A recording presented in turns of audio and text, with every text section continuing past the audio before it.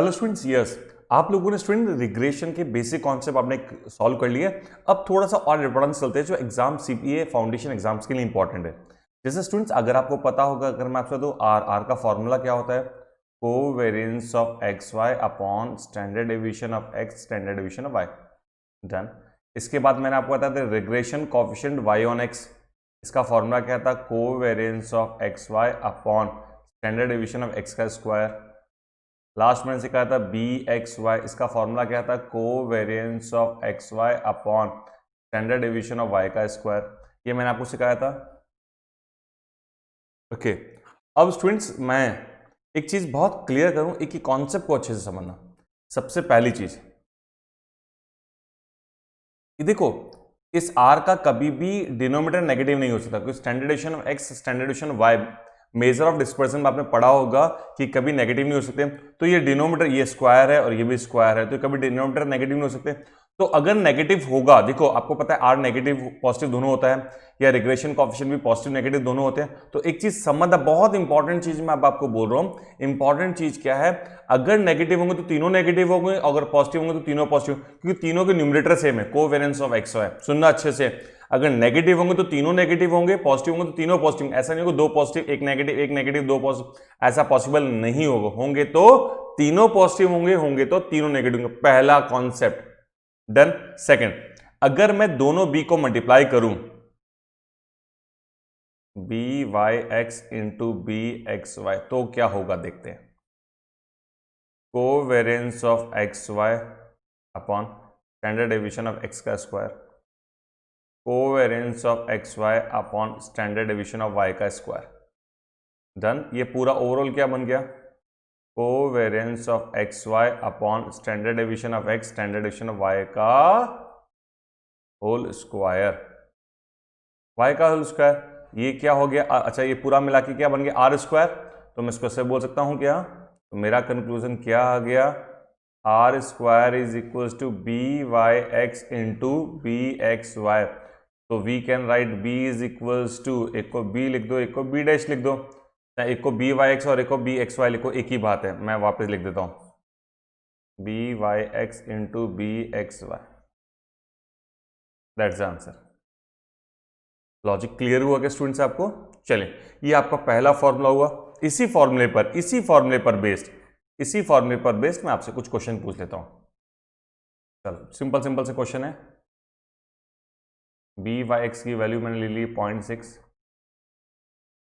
And B X Y की value ले ली मैंने 0.7 एंड आपको निकालना है आर। निकाल सकते हैं क्या? बिल्कुल निकाल लेंगे।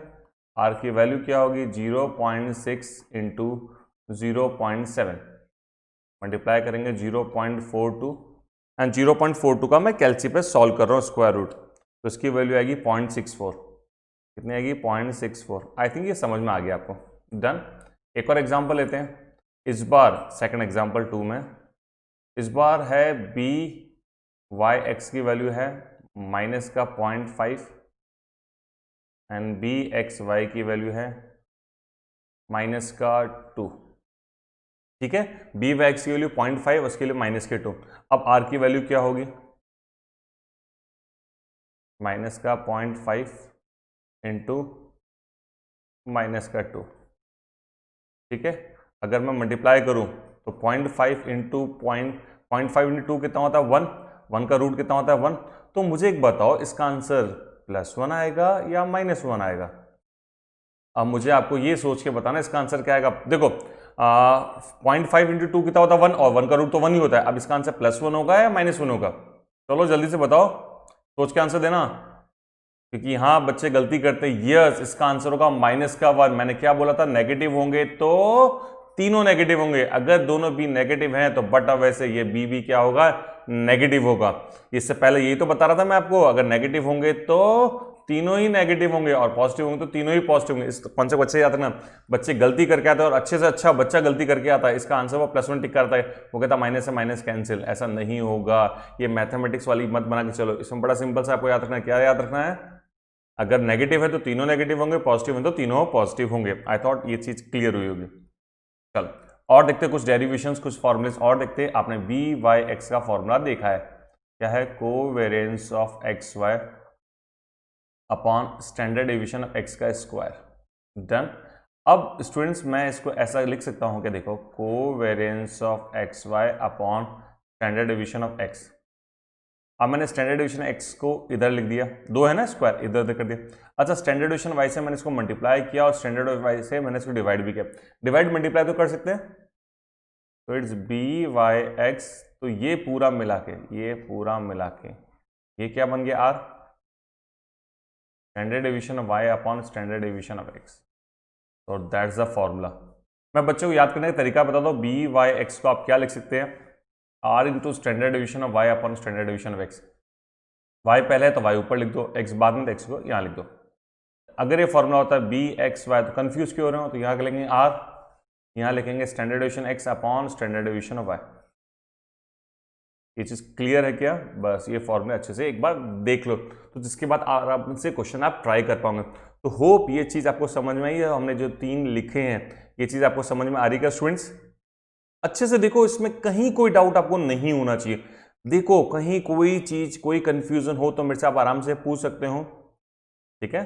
ये सेकंड हमारा, इस पर आपने देखा था मैंने क्या समझाया था, आपका आर कोएफिशिएंट ऑफ कोरिलेशन का फॉर्मूला था covariance of X Y upon standard deviation X, standard deviation Y.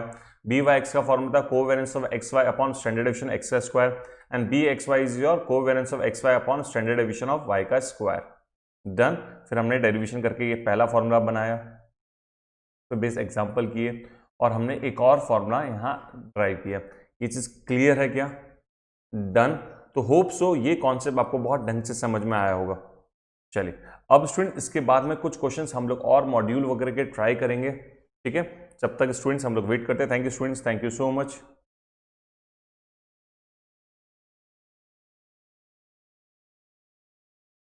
Yes, hello everyone, हम लोग स्टार्ट करते हैं स्टूडेंट्स।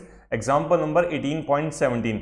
ये बहुत बड़ा क्वेश्चन है पर इंपॉर्टेंट क्वेश्चन है। देखो इसमें क्या क्या गिवन है। आपको कंपनी ए का मीन दे रखा है, ठीक है, और स्टैंडर्ड डेविएशन दे रखा है, ठीक है, और कंपनी बी का भी मीन दे रखा है और कंपनी बी का क्या दे रखा है, स्टैंडर्ड डेविएशन। मैं कंपनी ए को एक्स मान लेता हूँ, कंपनी बी को मैं वाई मान लेता हूँ, क्योंकि एक्स और वाई से रिलेटेड हम काफी ज्यादा यूज्ड टू हैं, ठीक है। And coefficient of correlation between share, तो ये आपकी आर की वैल्यू हो गई, small R is equal to 0.48।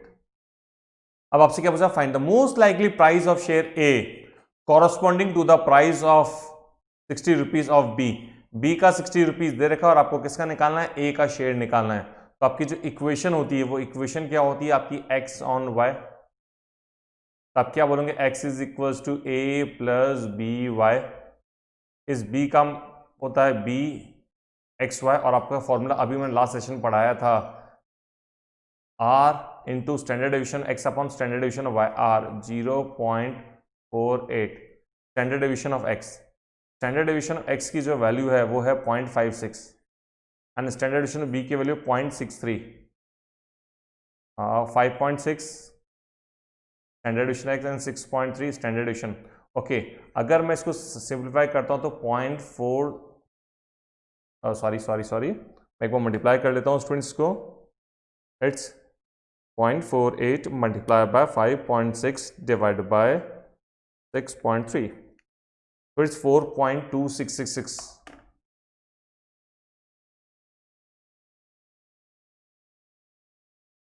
तो 0.426 ये आपका क्या हो गया, बी। अब बी को सॉल्व कैसे करेंगे स्टूडेंट्स हम लोग, X bar is equals to A plus B, B की वैल्यू तो आप पुटअप कर दो 0.426 वाई बार। पीछे वाले क्वेश्चन में एक्स बार आपको 44 दे रखा है, वाई बार आपको 58 दे रखा है।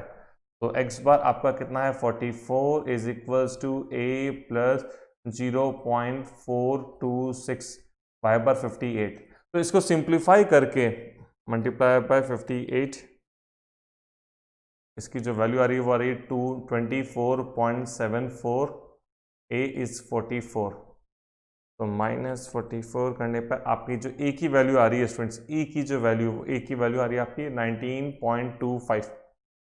तो ए की वैल्यू आ गई, बी की वैल्यू ऑलरेडी हमको पता, तो equation is your X is equals to 19.25 plus 0.426 Y.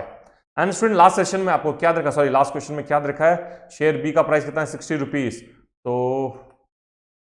मैं यहाँ पुटअप करूँ 19.25 प्लस 0.426 मल्टीप्लाई बाय 60, तो जो वैल्यू आ रही है प्लस 19.25, तो ये आपकी वैल्यू आ रही है ओवरऑल मिला के 44.81। The answer is 44.81। The answer is 44.81। ये चीज क्लियर है क्या? होप सिमिलर वे में आपको सेकंड पार्ट्स का भी सॉल्व करना कर लेंगे स्टूडेंट्स। चलिए ग्रेट। एंड स्टूडेंट्स अब थोड़ा सा और आगे चलते हैं। स्टूडेंट आपको क्या दे रखा है? दो इक्वेशन दे रखी for the variable X and Y, the regression equation are as. आपको दो इक्वेशन दे रखी है, होप सो आपको इक्वेशन दिख रही है। एंड आपसे क्या पूछा है? The arithmetic mean of X and Y, that mean आपको X bar and Y bar चाहिए। कुछ मत करो, इन दोनों इक्वेशन को सिंप्लीफाई कर दो। इन दोनों इक्वेशन को क्या करो? सिंप्लीफाई कर दो।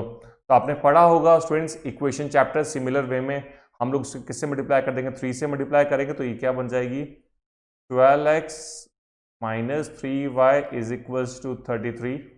इस -11 को तो भेजेंगे तो 33 हो जाएगा ना। चलो इसको एज इट इज लिख देते हैं। 7x minus 3y equals to 18। चलो माइनस प्लस माइनस, ठीक है, कितना होगा? 5x 33 minus 18 15, x is equals to 3। x की वैल्यू कितनी? 3।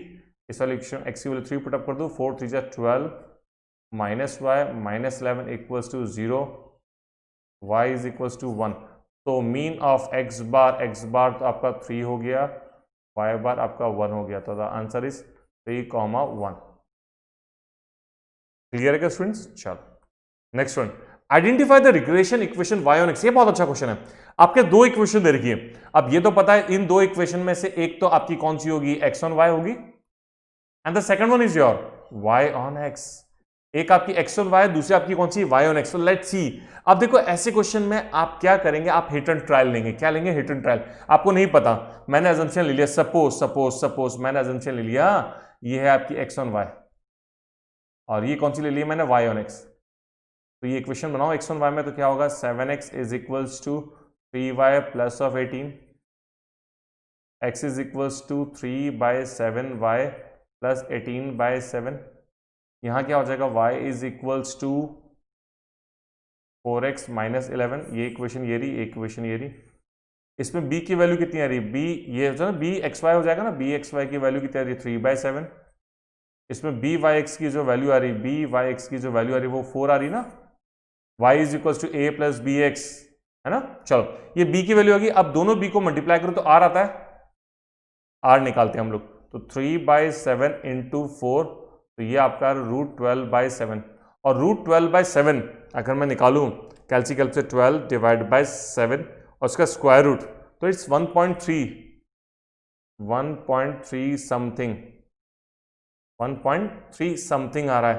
डन। इसका मतलब आर की वैल्यू आपने पढ़ा है, कोरिलेशन, कोएफिशिएंट कोरिलेशन हमेशा क्या होता है? -1 से 1 के बीच में होता है, तो लेस देन 1 होता है, तो ग्रेटर देन 1 तो पॉसिबल नहीं। इसका मतलब जो अजम्पशन था वो हमारा वो रॉन्ग अजम्पशन था। जो एक्स ऑन वाई इक्वेशन है वो वाई ऑन एक्स है, और जो वाई ऑन एक्स वाली कौन सी है? वो एक्स ऑन वाई है। तो एक बार मैं लिख देता हूं, तो स्टूडेंट इसका मतलब that's your y on x, और ये कौन सी हो जाएगी? आपकी x ऑन y। जो अजम्पशन था वो रॉन्ग था। अगर ये r की वैल्यू लेस देन 1 आती, इसका मतलब हमारा अजम्पशन क्या था? राइट था। That's great. अब इसी क्वेश्चन का जो थर्ड पार्ट है, compute the correlation coefficient between x and y। इसको सही वाला x एंड y लिखो, इसको सही वाला लिखो y ऑन x, इसको x ऑन y लिखो, दोनों को b को मल्टीप्लाई करो, या फिर जो आपका गलत वाला जो आंसर आ रहा था ना, ये गलत वाला, इसको से उल्टा कर दो। उल्टा कर दो तो r की वैल्यू 7/12, तो √7/12 की वैल्यू आप निकाल लेंगे।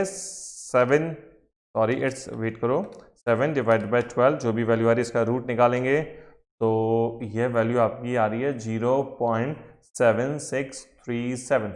तो ये आपकी r की वैल्यू होगी। होप सो ये भी समझ में आ गया होगा। डन। आगे चलते हैं। Given the variance of x is 9। Variance standard division का स्क्वायर होता है, ये 9 है, और आपको क्या चाहिए? SD of y। चलो ये इक्वेशंस आपको ऑलरेडी पता है। अब स्टूडेंट्स आपको पता होगा, आज की क्लास में पढ़ा है ना, BYX is equals to R into standard division of y upon standard division of x। तो BYX की ठीक है, बी वाई एक्स इसमें कितना आ जाएगा, इसका रिवर्स आ जाएगा तो 7/3 हो जाएगा ना, तो बी वाई एक्स 7/3। आर आपका ऑलरेडी हम इससे पहले निकाल चुके हैं, कितना आ रहा है 0.76 या √7/12 ही लिख देता हूं मैं। स्टैंडर्ड डेविएशन ऑफ वाई आपको निकालना है, स्टैंडर्ड डेविएशन ऑफ वाई आपको निकालना है, and standard deviation x is 3। तो आप इसको सिंप्लीफाई करिए, सॉल्व करिए, you will get the answer standard deviation of y. I hope आपको ये कॉन्सेप्ट समझ में आ गया होगा। डन। तो ये बहुत अच्छा एग्जांपल था 18.20 जो 20 वाला एग्जांपल, के 4 पार्ट्स रखे, होप आपको चारों पार्ट समझ में आ गए होंगे। डन। अब स्टूडेंट एक और बहुत बहुत बहुत बहुत इंपॉर्टेंट चीज, ये जो 19th एग्जांपल है, अगेन इक्वेशंस दे रखी है आपको, अगेन क्या दे रखी है आपको, इक्वेशंस दे रखी है, and the equation is u + 3x = tan, and the second one 2y, ये वाली इक्वेशन, ये दो इक्वेशन दे रखी है, और आपको क्या देखा, the regression coefficient y on x, regression coefficient by(x) = 0.80, ये गिवन है, and you have to find BVU, ये निकालना है। चलो इसका शॉर्ट ट्रिक मैं आपको बता रहा हूं, आपकी बुक्स में बहुत बड़ा मेथड देखा, शॉर्ट ट्रिक बता रहा हूं। BVU लिखो, ठीक है, इधर लिखो P/Q, और इधर जो गिवन है, गिवन क्या है BY(x), ठीक है। चलो अब थोड़ा थोड़ा करके हम थोड़ा उसको सिंप्लीफाई करते चलते हैं। सबसे पहले आपको निकालना है इसमें P की वैल्यू क्या होगी, P की वैल्यू कुछ मत करो, इक्वेशन में इधर V दे रखा है, इधर पहले Y दे रखा है, तो वाली इक्वेशन उठा लो, ये इक्वेशन, तो 2y + 5v = 25, इसको v = में चेंज कर दो, तो ये क्या बनेगा, 5v = -2u + 25, v = -2/5y5, तो v की वैल्यू कितनी आ गई, -2/5। डन। सिमिलर वे में हम q की वैल्यू निकालेंगे, यहां से किसकी वैल्यू निकालेंगे, q की वैल्यू, q की वैल्यू हम u = में चेंज करेंगे।